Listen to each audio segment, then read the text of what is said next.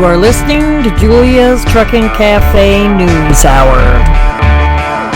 Welcome to Julia's Trucking Cafe Trucking News Hour. Thank you so much for joining me. I'm so happy that you're here and that you want to listen to the trucking news. As always, I have lots of news to get to, so let's get right to it. First, I want to give a big shout out to a couple of friends of mine, Jeff and Linda Halling, who are avid listeners and were gracious enough to invite me over to their spread in Missouri, in the backwoods of Missouri, let's say, and I'm recording this 100th episode in their front yard. So thank you so much, Jeff and Linda, for always being supportive and being avid listeners to the show. Now, as always, I have lots of news to get to, as mentioned, so let's get right to it. Our first article is 8-hour wait times at the California Port of Entry could spell bad news for drivers and consumers. A recent traffic flow changes at the Otay Mesa Port of Entry have majorly increased border wait times for drivers, which could impact the entire industry negatively in the long run. Last week, and this is last week's news, so 2 weeks ago, Tijuana traffic officials made changes to the south side of the Port of Entry that have pushed trucks into traffic lanes, increasing the length of lines, forcing trucks into residential neighborhoods, and almost tripling the wait times for truckers. Quote, "It's become a bit complicated. It's basically 2 lanes and it's a struggle to get across," said trucker Juan Carlos Casillas, who has been a trucker for 22 years. Casillas, who works at a salary, pointed out that these excessive wait times could be detrimental to truck drivers paid per load or per mile. The long wait times reduce the number of loads drivers can complete, affecting trucking companies and eventually trickling down, as everything does, to us consumers. Quote, "It's complicated for them if you have to make a delivery to, say, Los Angeles. You'll never get back in time to make a second delivery. And this hurts our bosses too, our companies.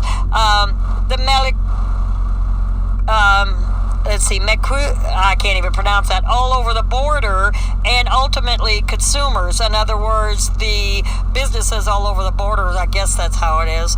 Organizations representing truckers are asking for a meeting with city leaders to figure out a solution, but the city says they're already working on it and have not responded to requests for a meeting. One trucking representative, Guadalupe Sandoval, suggests that the Mexican National Guard get involved directing and coordinating traffic flow, which could help speed up the flow of trucks. The U.S. Department of Transportation says that the Otay Mesa Port of Entry is the busiest along the California-Mexico border, with as many as 1.4 million trucks crossing each day. And next in the news, hackers post stolen data from a prominent trucking company following their cyber attack. Stolen data from one of Canada's largest trucking companies was posted online by a group of hackers last week. Manitoulin Transport became aware of the ransomware attack on July 31st after employees reported system access issues, but the stolen information was not leaked online until Friday, September 11th.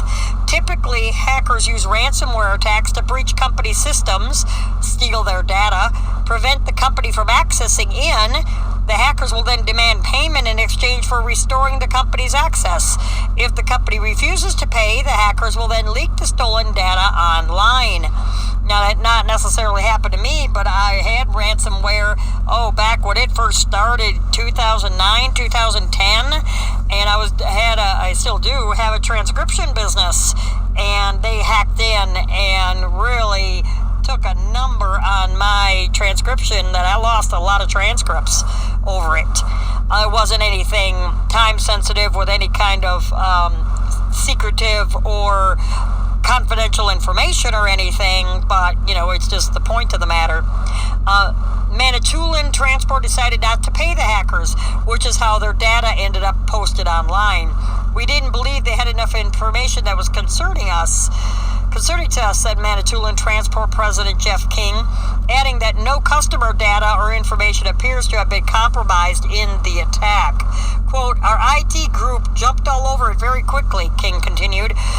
Quote, no mission-critical systems were compromised, but it was certainly elevated our vigilance.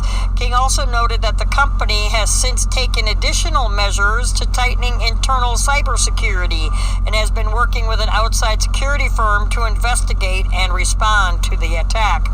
That could happen to any company out here, not just in Canada. Luckily, the company was able to proceed with normal operations within 2 days of the attack, but cyber attacks against trucking companies are increasing in Canada overall. Since August, hackers have attacked and leaked data from companies across Canada, including TFI, International Canpower Express, Access International, Belair Holdings, Fuel Transport, and Indian River Express. Quote, I suspect there's a connection, Brett Callow, threat analyst at NCSoft, told a trucking news outlet. It could be that data has been stolen from the same source, quote, and used to compromise other companies. He also adds that Conti, the hacker group that targeted Manitoulin Transport, was also responsible for the attacks on Access International and Belair Holdings. The RCMP, Royal Canadian Mounted Police, have declined to comment on any specific incidences, but said that they are aware of ransomware incidents across a number of sectors. We are working closely with our policing partners, along with our partners in the Government of Canada and international law enforcement community to address cybercrime, end quote. Manitoulin Transport is the 14th largest trucking company in Canada and has 745 trucks. And Walmart closed dozens of stores ahead of Hurricane Sally, which happened last week. As a major hurricane bear down on the U.S., Walmart had shut down dozens of store locations.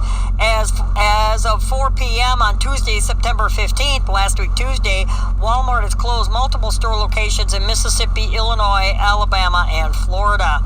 The safety of our associates and customers is our top priority. Walmart's Emergency Operations Center monitors hurricanes and other potential disasters in real time. We assess the status of our facilities and will continue to operate as long as it is safe to do so. We pay close attention to follow local or state evacuation mandates, Walmart said in a statement.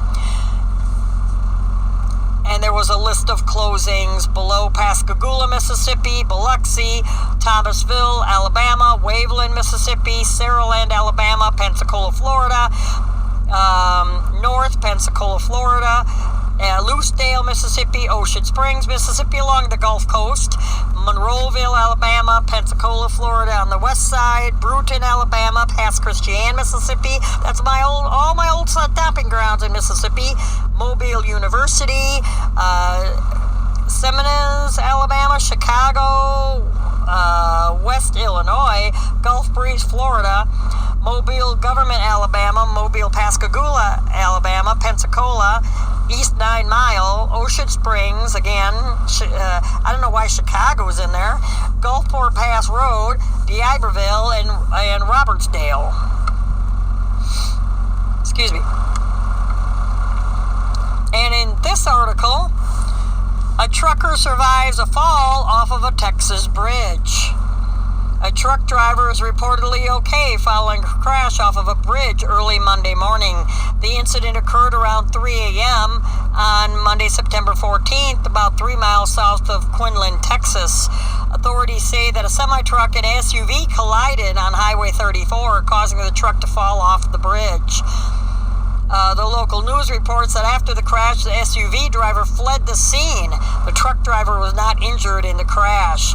Texas DOT is working to make repairs to the damaged guardrail on the bridge. Yeah, the whole truck laid over, flipped over, and not only crashed, it literally crashed through the bridge upside down, laying on the roof of the cab of the truck, according to this photo in this article, that you can access on the show notes. And in this next story, a trucker says that he saved the life of a pickup truck driver after the pickup truck brake checks him and it's caught on dash cam. A trucker's dash cam was rolling when a reckless pickup truck driver decided to make some trouble on the highway. The dash cam clip was shared back on June 5th that we talked about. I don't know why they're posting it again. Apparently they're hunting for news at this news report. And FMCSA suspends the hours of service regulations for Hurricane Sally. FMCSA has issued a regional emergency declaration to provide regulatory relief for truckers hauling relief supplies in areas affected by Hurricane Sally. September 15th emergency declaration was issued in response to Hurricane Sally and affects Alabama, Florida, Georgia, Louisiana, and Mississippi. It will remain in place until October 14th, 2020, or the end of the emergency, whichever happens first. The storm made landfall in the U.S. near the Alabama-Florida state line on Wednesday of last week as a Category 2. It is expected to bring with it dangerous flooding and storm surges. The emergency declaration provides motor carriers with relief from parts 390 through 399 that we know about of Title 49 Code CFR, which is Code of Federal Regulation, while they are providing direct assistance, supporting emergency relief efforts, transporting supplies, goods, equipment, and fuel to the affected states, and transporting persons into and from those same states, providing other assistance in the form of emergency services during the emergency. Drivers operating under the emergency declaration must still comply with controlled substances, alcohol use, and testing requirements, the CDL license requirements, insurance, etc.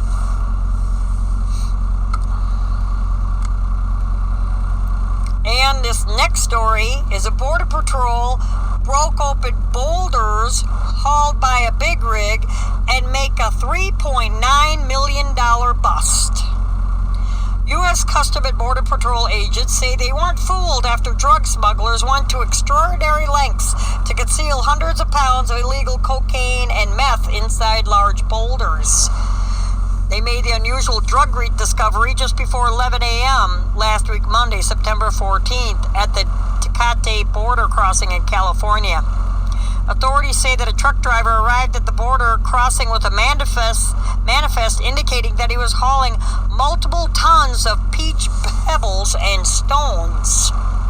After the officer noticed discrepancies in the shipment, a canine unit was brought in and alerted to the presence of narcotics.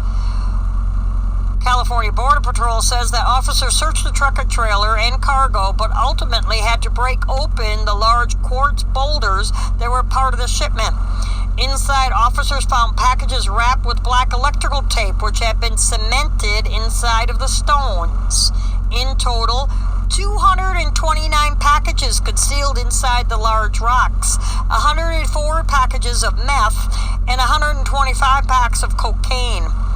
Combine the approximate 337 pounds of meth and 223 pounds of cocaine, this has an estimated street value of almost $3.9 million. The truck, trailer, shipment, and drugs were, of course, seized by the feds.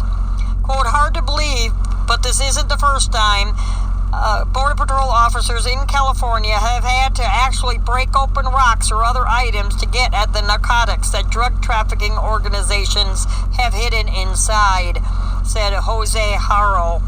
Our officers are well trained to notice discrepancies to stop drug shipments like this from making their way to our communities. And in this story, 2 are reported dead in a fiery semi-crash on an Arkansas interstate. Transportation officials are Transportation officials are asking drivers to seek alternate routes after a series of serious crashes shut down a major Arkansas interstate. This happened last week, Wednesday, September 16th, around 4:30 in the morning on westbound I-40 near mile marker 68 in Johnson County. The crash reportedly involved multiple semi-trucks and other vehicles that caused a massive fire. Multiple fire and rescue law enforcement agencies, including the Arkansas Highway Patrol, responded. The local news outlet reports that 2 people died in the crash. It isn't yet clear how many people were hurt. A previous crash occurred around 2:30 in the morning, about 2 miles west of the 4:30 in the morning crash. And a third crash occurred around 8 a.m. on eastbound I-40 near mile marker 68. So, this is called inattentive driving, people. You need to put the damn phone down and pay attention what the hell you're doing. Or if you're sleepy at that time of the morning, pull the F over. Good Lord, the crashes and the incidents and the stupidities I have to report on. I don't like reporting on this stuff, people. Come on, straighten up. Anyway, in other news, a resident complaints lead to $2,400 increase in truck fines. Truck drivers venturing off designated truck routes at Crawfordsville, Indiana, could now face a fine up to $2,500 for the transgression. The Crawfordsville City Council voted 5-1 Monday, September 14th, to increase the penalty for truck drivers who stray or get off of the marked routes, raising the fine from $100 to $2,500. The raise was initiated after residents on the city's west side complained about damage to their yards caused by semi-trucks turning around on residential streets. According to the ordinance, police will have the discretion to decide when to cite a driver. Council members say that the, quote, strong punishment, end quote, might encourage truck drivers to stick to the marked roads. Yeah, well, they don't listen. And then they're going to go, me no speak no English. And this moocher, Florida cops say a man used compromised cards, air quotes, to steal $3,000 in diesel fuel. So, in other words, he turned around and got a hold of company cards and then pulled all sorts of trucks in and kept fueling. Police in Florida are asking the public for help in locating a man who they say stole thousands of dollars worth of diesel fuel. The suspect was caught on surveillance camera at a Flying J truck stop in Seffner, Florida, fueling a dump truck and a tractor trailer between August 22nd and September 6th. The Hillsborough County Sheriff's Office says the suspect used compromised card accounts to purchase more than $3,000 worth of diesel fuel. Police describe the suspect as a 6'1" Hispanic male between the ages of 25 and 30. Anyone with information on him is asked to call the Hillsborough County Sheriff's Office at 813-247-8200. That's 813-247-8200.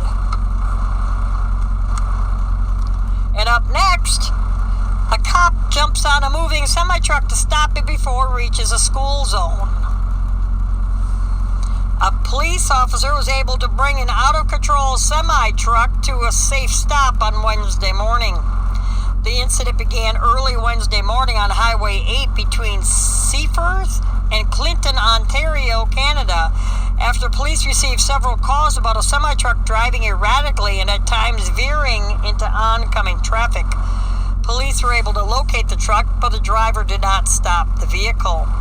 Despite the numerous police vehicles following behind with lights and sirens activated, the driver failed to stop.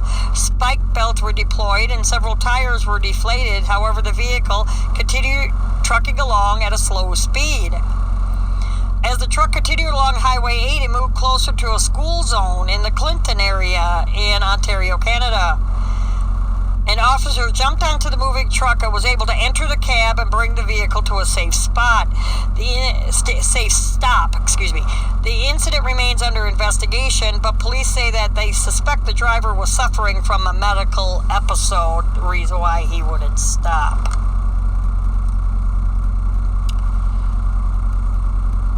And part of a 3-mile bridge is missing after Hurricane Sally went through. A A major bridge structure in Florida severely damaged amid the destruction caused by Hurricane Sally. On Wednesday, officials confirmed that a portion of 3 Mile Bridge at Pensacola, Florida is missing after it was struck by a barge during the hurricane. 3 Mile Bridge, also known as Pensacola Bay Bridge, carries a portion of Highway 98 and connects Pensacola with Gulf Breeze. 3 Mile Bridge is currently closed until further notice. Early reports indicate it could take 3 to 6 months for the bridge to reopen. Santa Rosa County Emergency Medical Management issued a safety alert warning drivers not to attempt to cross the bridge. Yeah, or you're going to go into the drink. And multiple semis were destroyed in an early morning fire in Indianapolis. Firefighters are investigating after several trucks were destroyed in an early morning fire at a trucking business in South Indianapolis. Firefighters were called to M&K Truck Center location off of I-465 around 3:30 in the morning last week, Thursday, September 17th. And that also remains under investigation.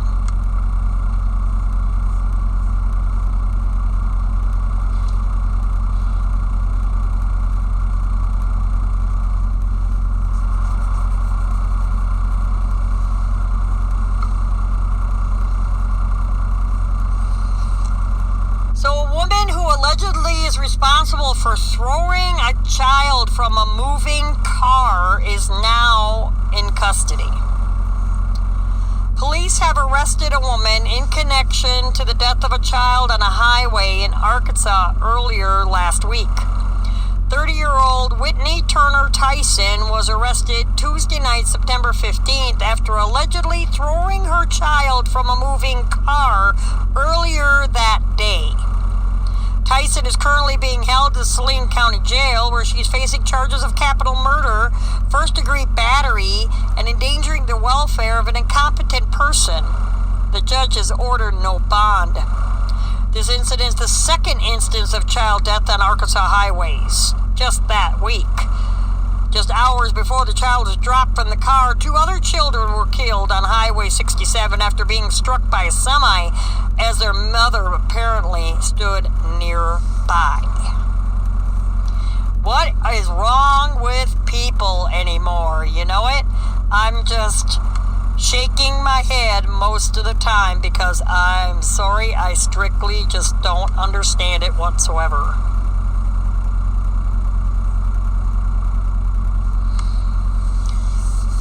And in this story, a poll says a lack of respect is the top source of stress for over-the-road drivers. A recent poll has revealed that a lack of respect from non-truckers along with concerns over poorly trained truck drivers are prominent stressors for truckers while over the road.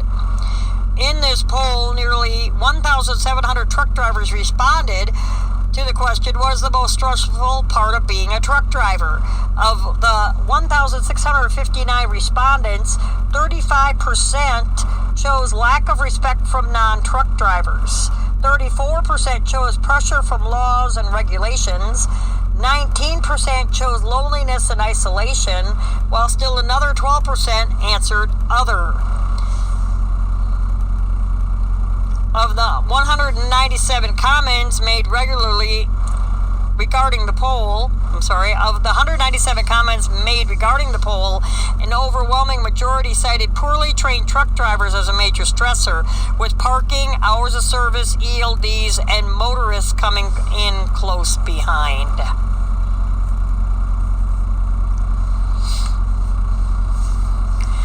And in this story, a fire that destroyed 12 trucks was arson, and a $31,000 reward has been offered.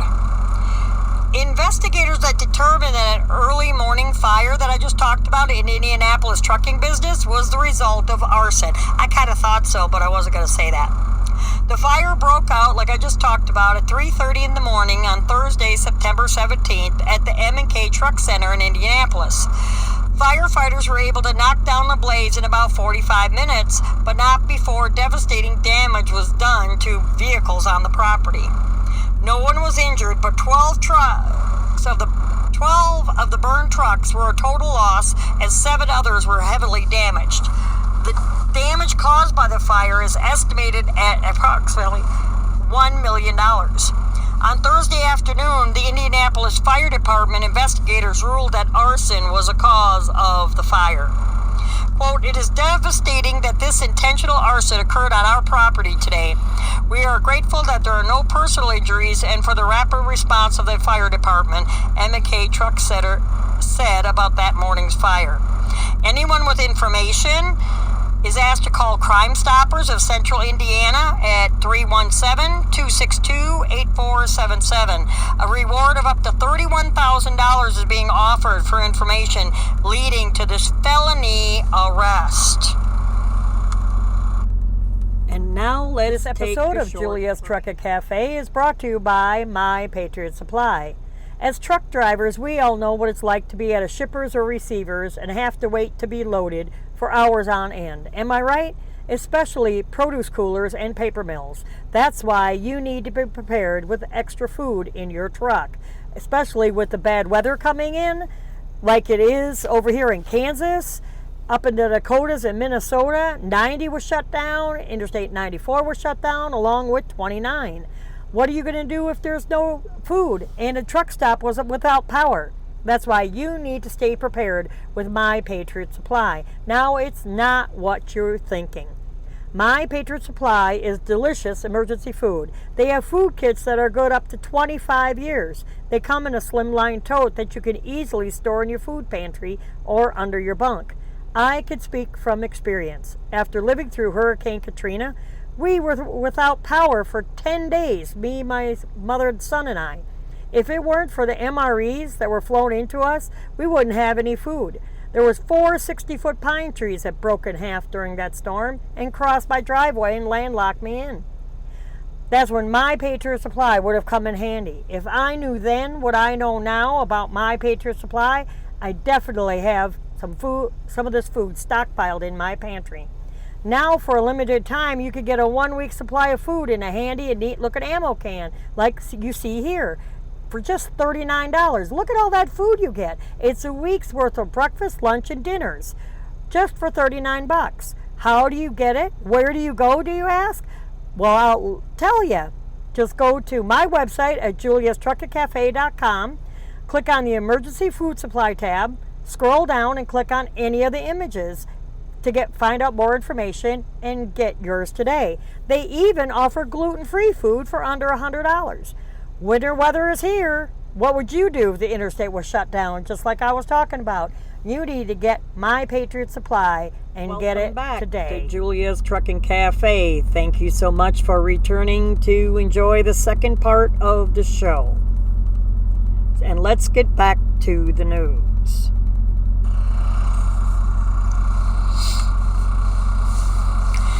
And in this story, troopers say truckers failed to slow down, causing a catastrophic chain of events that ended up killing 3 people. Indiana State Police have released new information about a pileup crash that claimed 3 lives in DeKalb County on Wednesday afternoon. Indiana State Police say that the 7-vehicle crash occurred around 3:15 in the afternoon on September 16th on Interstate 69 at mile marker 332 near Auburn. They described the crash in their write-up as follows from the article. Troopers' preliminary crash investigation revealed that at the time of the crash, northbound Interstate 69 traffic had slowed or stopped due to construction delays up ahead near the 334 mile marker Waterloo exit. A red 2007 Kenworth semi-truck driven by James Krager, 70 of Angola, Indiana, was approaching the slow traffic at a high rate of speed.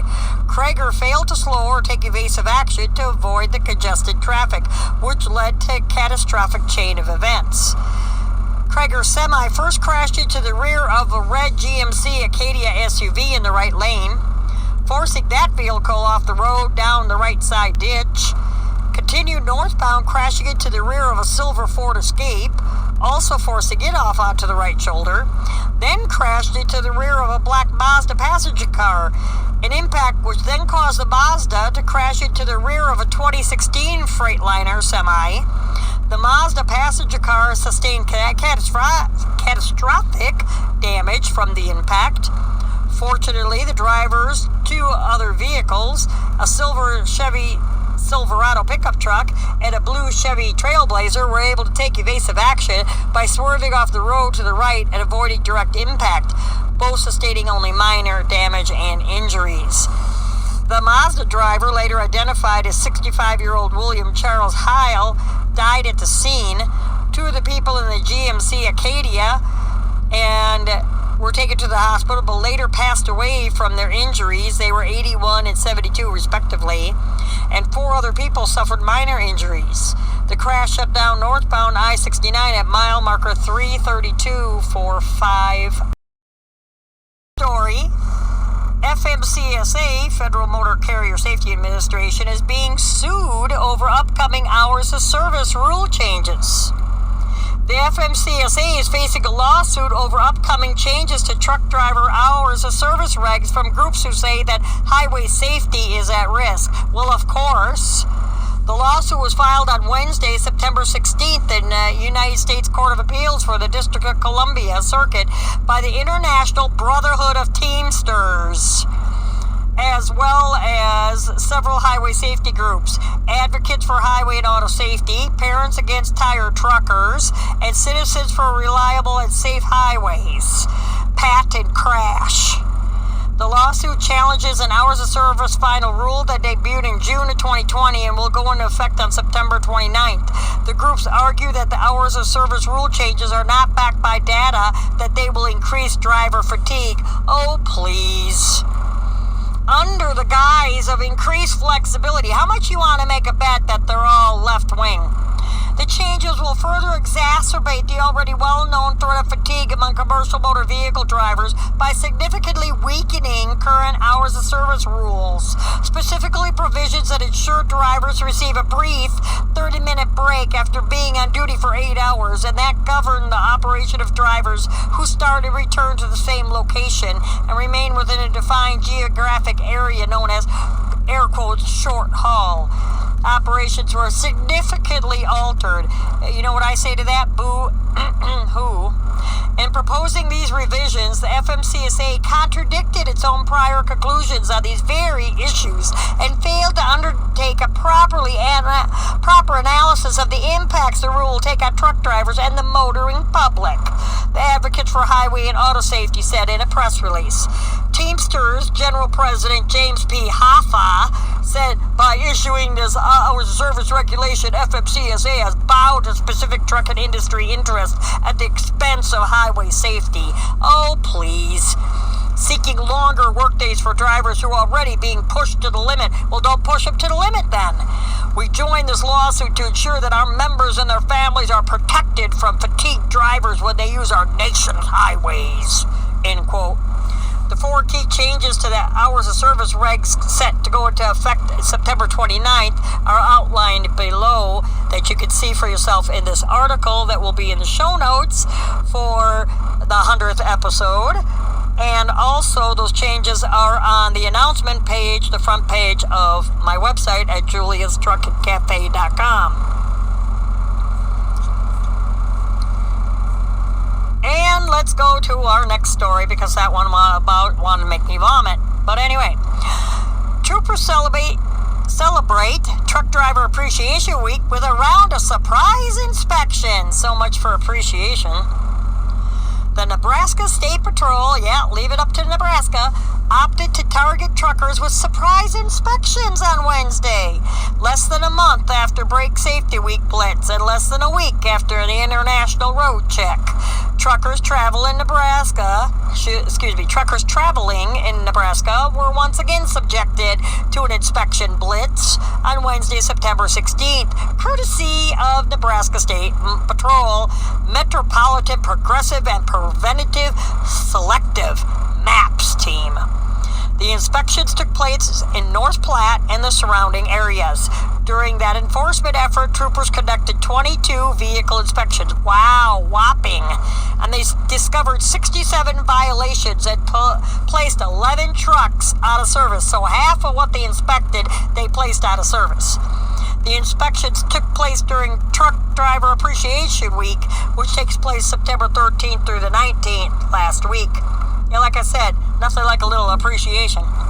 Truckers say that the surprise inspections target commercial vehicles that might not travel outside the city or pass their weigh station as a part of their regular routes.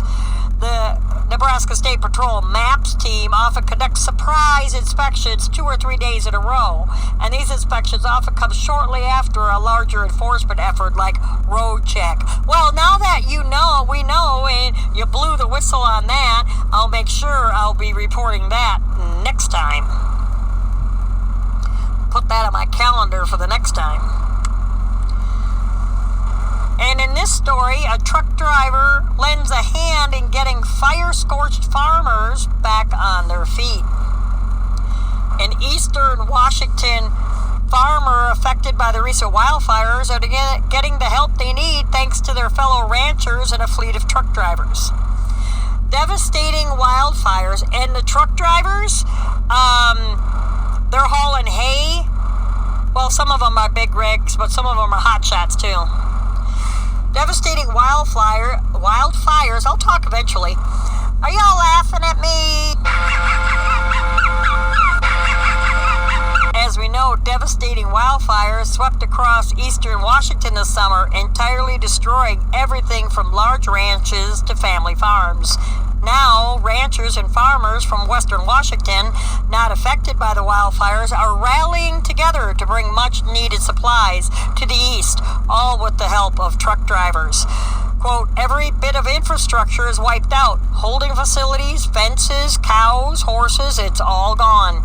It's all ash, said Todd McComber, who still works with Granite Falls Farm. His great-grandfathers homesteaded over a century ago. There is no life for them. They've been doing it for generations. It's all they know. Where do you turn? They're just in survival mode.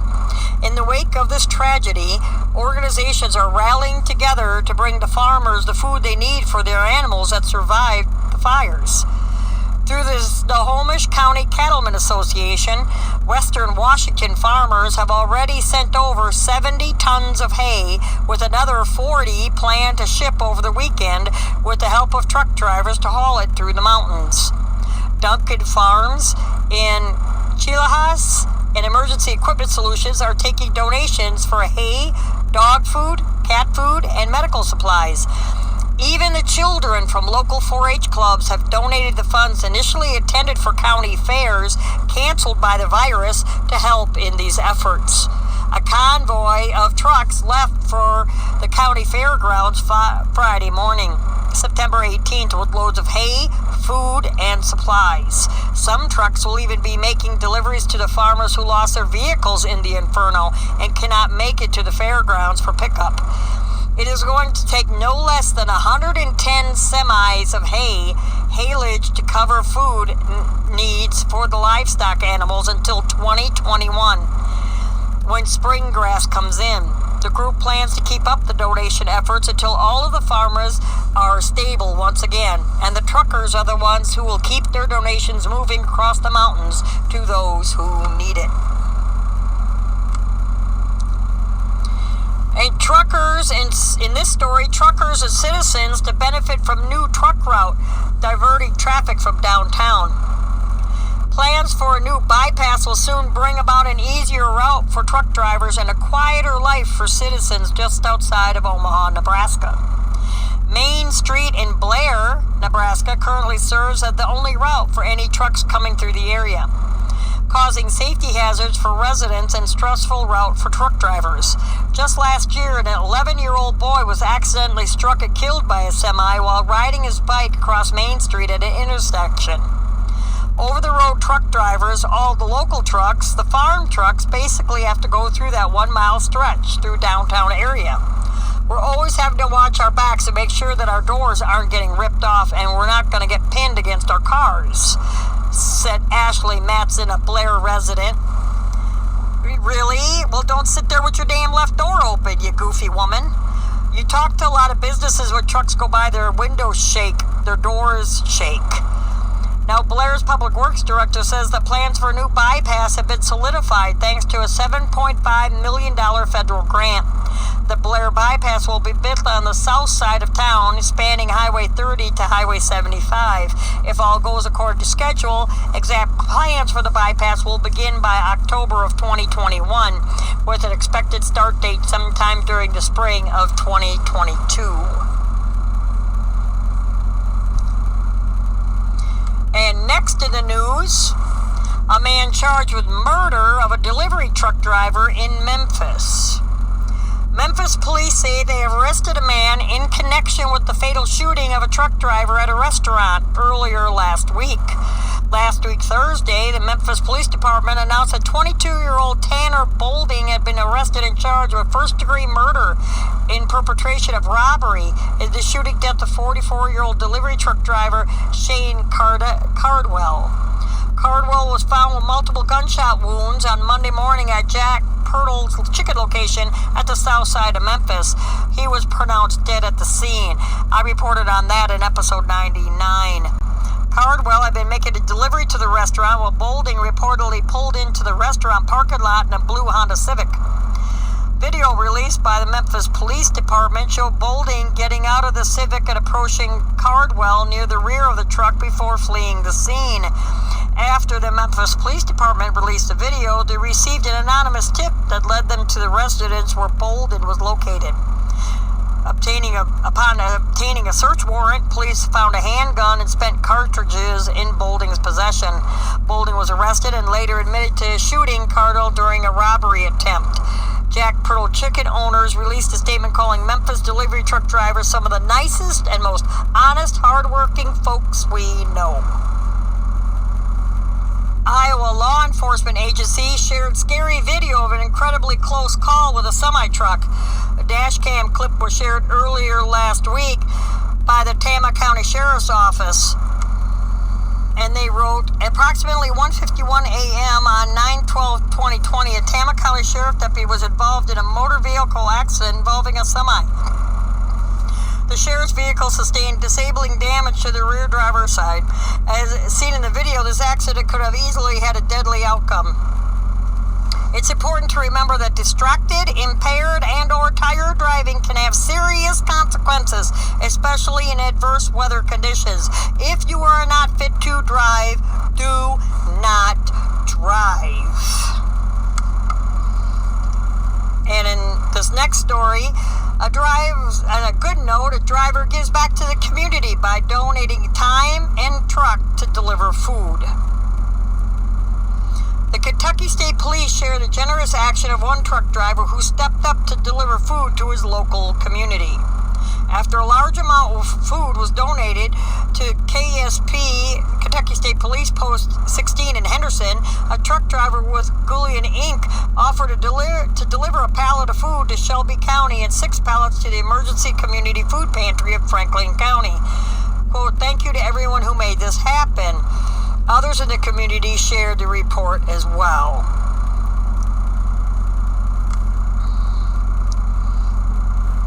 And up next, a Tesla driver speeds past a semi while asleep with the seats completely reclined.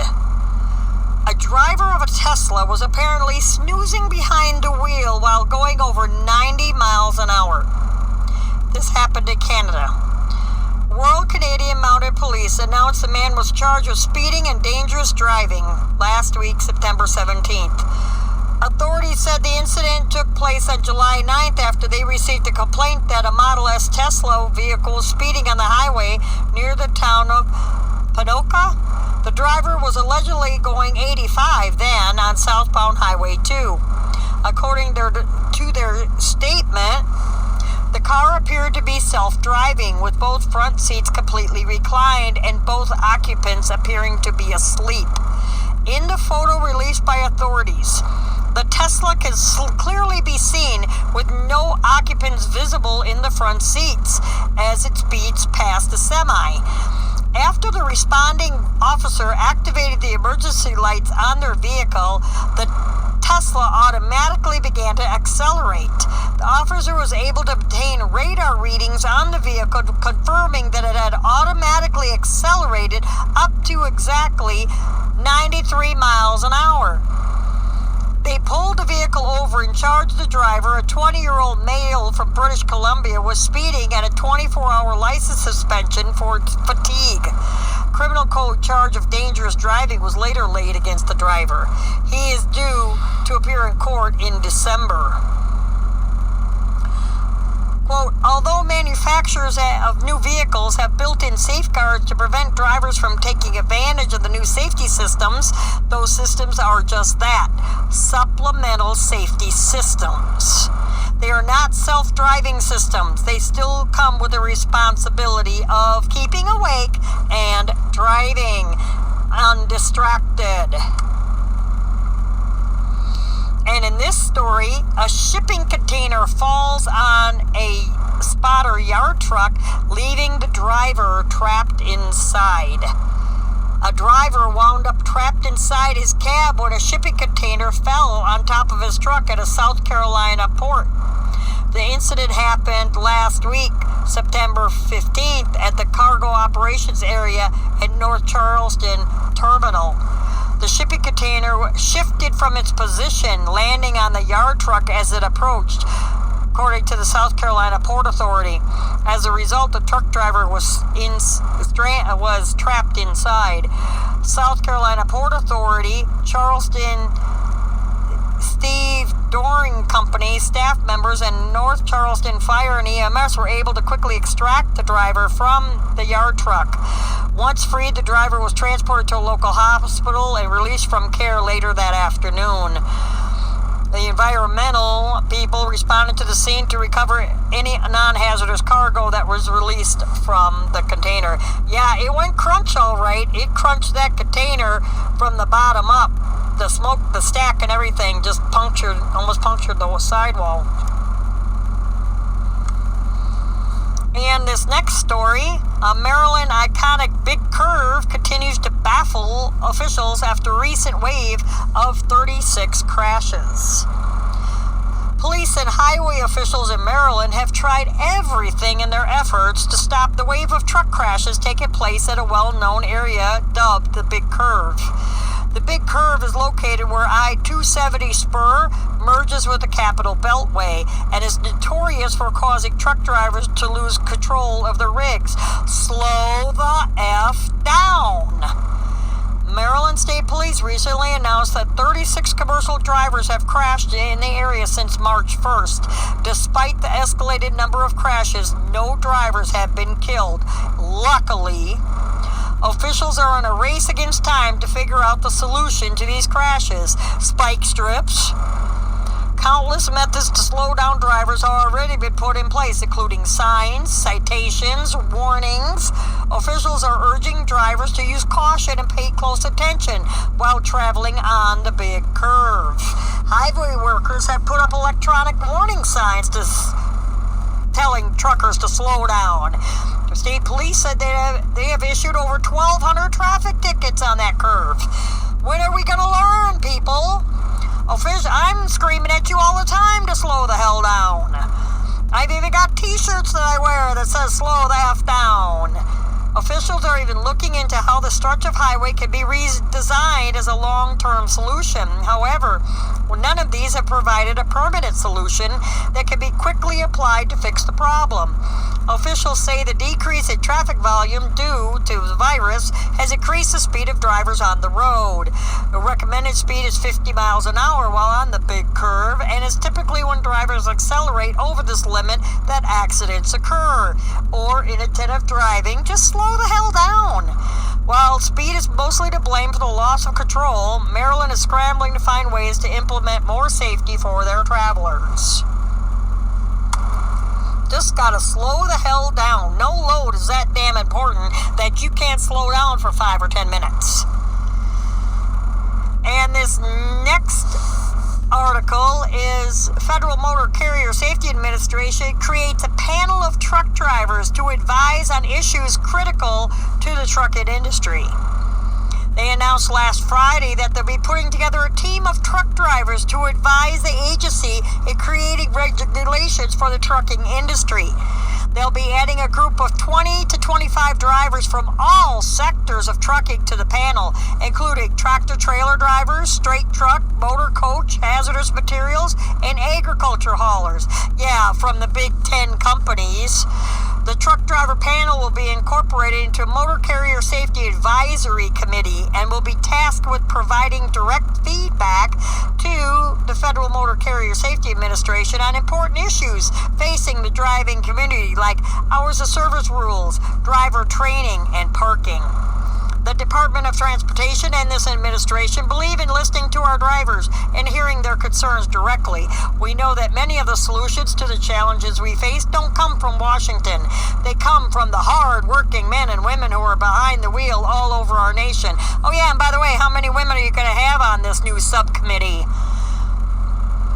They will further help us hear from the American commercial drivers. Yeah, right, whatever.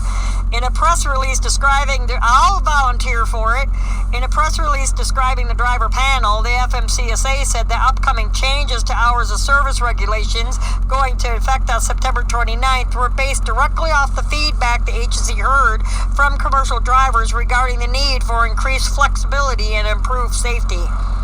Truck drivers and other commercial vehicle operators are America's heroes who have stepped up during the current public health emergency crisis to keep our economy moving. Blah, blah, blah.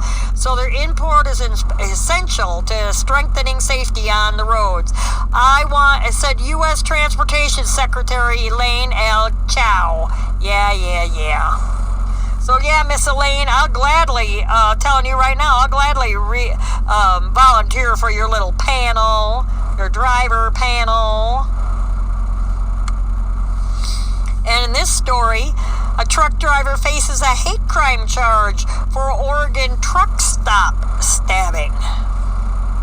A truck driver has been indicted on federal charges related to the stabbing of a black man at a truck stop restaurant late last year, 2019.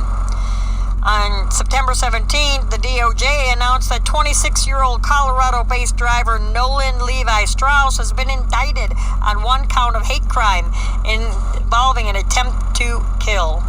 The charge stems from an attack that occurred on December 21st at an Arby's restaurant adjacent to the Pilot Travel Center in Ontario, Oregon, as a 48-year-old Ronell Hughes waited for a manager to approve documents for a job application. The DOJ described the attack on Hughes unprovoked and without warning. Strauss approached him from behind and stabbed him in the neck. Following a struggle for the knife, Hughes freed himself, but Strauss was detained by store employees. When asked by a store employee why he attacked Hughes, Strauss stated he did so because the man was black and I don't like black people. Hughes suffered 2 lacerations to the neck and was life-flighted to the hospital for emergency surgery. Surprised he didn't get his carotid. Strauss is set to make his initial appearance in federal court on October 19, 2020. If convicted, he faces up to life in prison. A lot of blacks in prison there, buddy. And an overpass crash left dump truck driver up in the air. While these construction workers are standing there cross-legged, wondering how the hell is he going to get out of this one. This picture is almost pretty funny. Stupid shit that drivers do will definitely make it there on my website. A dump truck driver found himself in an unusual predicament position after colliding with an overpass in Florida. The crash happened around 11:30 in the morning at Almonte Springs, Florida. And the tractor is standing straight up off the ground.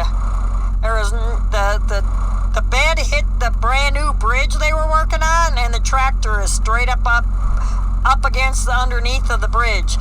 Authorities say that a dump truck driver traveling on I-4 in State Route Road 436 around the 92-mile marker collided with an overpass, leaving the dump truck wedged with the cab elevated in the air. The driver of the vehicle was successfully extracted by tower crews. According to the Seminole County Fire Department, the driver was treated for minor injuries at the scene. That's what happens when you guys keep leaving the beds up. And in Wisconsin, 50 semis convoy had one last salute for a 40-year veteran driver. A Wisconsin trucking company organized a memorial convoy over the weekend to recognize a driver who recently passed away. I want my memorial convoy while I'm still alive. A convoy like Mr. Erb had. The convoy took place on Saturday, September 19th along Highway 33 in Beaver Dam, Wisconsin. Yeah, I was already gone then, otherwise I would have been in it. I was up in Wisconsin last week. The convoy was held in the honor of memory of Larry Seacole, who racked up 3 million safe driving miles during his 40 years in trucking. The convoy, which is organized by Kane Transfer, traveled past Seacole's home and then the cemetery where he had been laid to rest. Approximately 50 trucks participated in the convoy. The convoy was led by Seacole's own semi, which was adorned with a sign that read, "Thank you for all the years of laughter, dedication, and service. We will miss you. Rest in peace." And you can see the video below in this article. That'll be on the show notes on the website. And the next article is hundreds of thousands of dollars owed to trucking companies after another motor carrier files bankruptcy. Several small trucking companies are listed among its unsecured creditors, making them last on the list for payment. Hundreds of thousands of dollars are owed to several trucking companies after a Texas motor carrier filed for Chapter 11 bankruptcy protection. Falk Enterprises of El Paso, Texas, filed its petition in the U.S. Bankruptcy Court for the Western District of Texas on Friday. In the bankruptcy filing, they state its assets and liabilities are somewhere between $1 and $10 million. The filing also states that they may have as many as 99 creditors, listing several small trucking companies among its unsecured creditors, making them last on the list for payment in a Chapter 11 case. Additionally, they have filed a cause of action against the co-founder. The allegations made against Lopez include breach of fiduciary duty, Texas Theft Liability Action violation, embezzlement, usurpation of corporate opportunities, and fraud. Lopez's El Paso Trucking Company, Major Motion Logistics, was also named listing fraud, usurpation of corporate opportunities, and constructive trust among the allegations. Lopez also owns several other El Paso trucking companies, including MPG Transport and Toulon Trucking Services, and just registered a new business as Teca Investment Company, LLC, on August 11th, also in El Paso. Falk is leaving behind several unfinished projects called executory contracts, including construction and road projects throughout Texas, and even has 3 pending lawsuits, including 2 injury cases filed in El Paso and a truck accident suit in Arizona.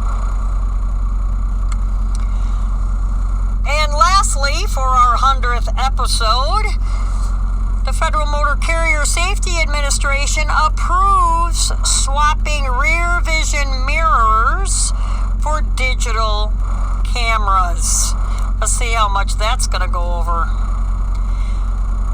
The FMCSA has approved an exemption request to allow trucking companies to use digital camera system in place of a rear view mirror. The exemption request was published in the Federal Register on September 17th.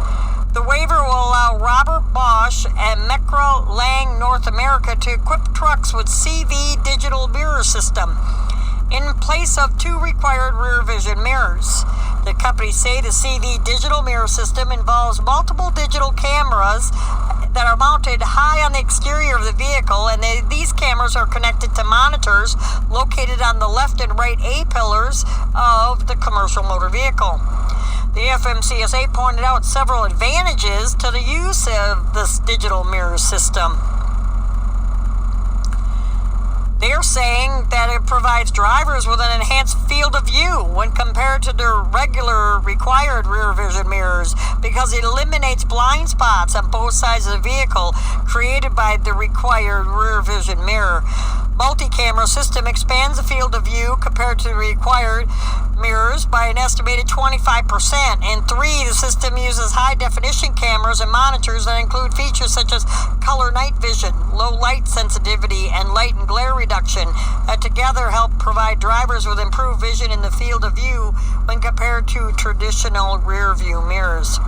The waiver is valid for only 5 years. FMCSA has approved similar exemption requests from Stone Ridge Inc. and Vision Systems North America. I greatly appreciate each and every one of you who tune in to listen to me each week here on the cafe.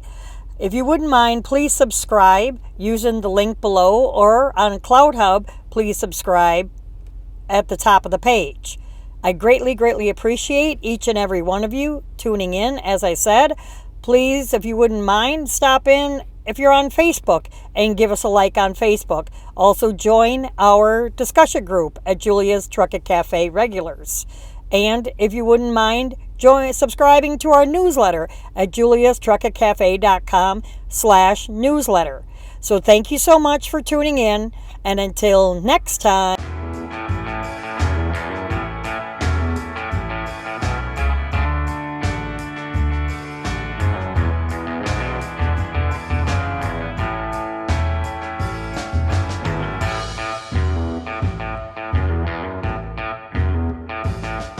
You have been listening to Julia's Truckett Cafe Truckin' News Hour. Check us out on Facebook and Twitter. Take care. Have a blessed day.